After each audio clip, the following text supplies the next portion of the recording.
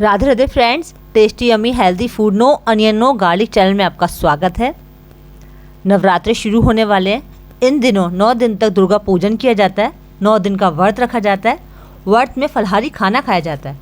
फलहारी खाने का स्वाद बढ़ाने के लिए आज हम बनाएंगे फलहारी मसाला। आप इस मसाले को फलहारी कचौड़ी, पकोड़े, पराठे, फलहारी सब्जी, रायता, चाट, इन सब में इस मसाले का यूज़ करें। फलहारी खाने का स्वाद दोगुना हो जाएगा। आप इसे एक बार बना के स्टोर कर लीजिए।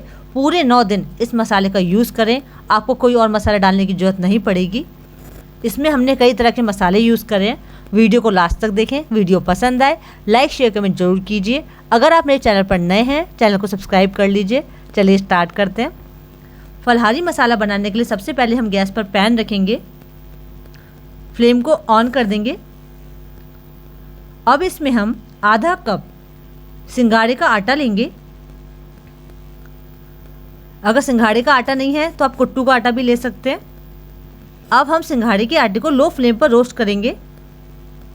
हमें कलर चेंज नहीं करना है। 2 से 3 मिनट इसे हम लो फ्लेम पर रोस्ट करेंगे। 3 मिनट हो गए। अब हम इसे निकाल लेंगे। अब हम पैन में 2 चम्मच जीरा डालेंगे।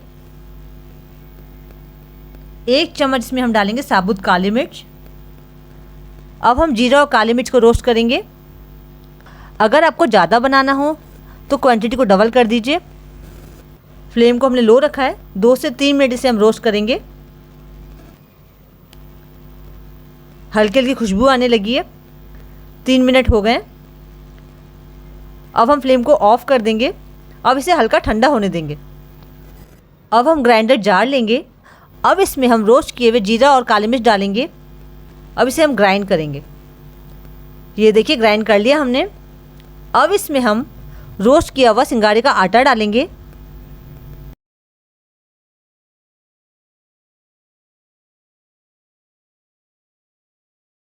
अब इसमें हम 2 चम्मच आमचूर पाउडर डालेंगे।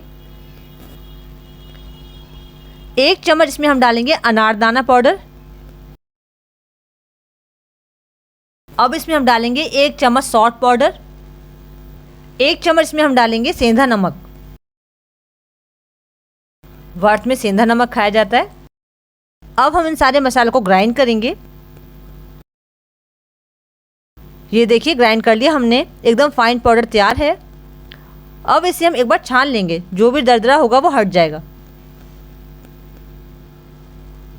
ये देखिए छान लिया हमने।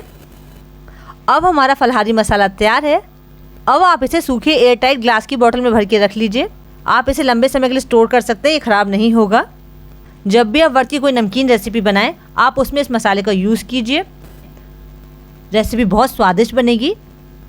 आप इस मसाले को एक बार ज़रूर ट्राई कीजिए। आपको ये रेसिपी बहुत पसंद आएगी। अगर आपको मेरी वीडियो अच्छी लगे, वीडियो को लाइक शेयर कमेंट जरूर कीजिए। अगर आपने अभी तक चैनल को सब्सक्राइब नहीं करा है, चैनल को सब्सक्राइब कर लीजिए। राधे राधे फ्रेंड्स।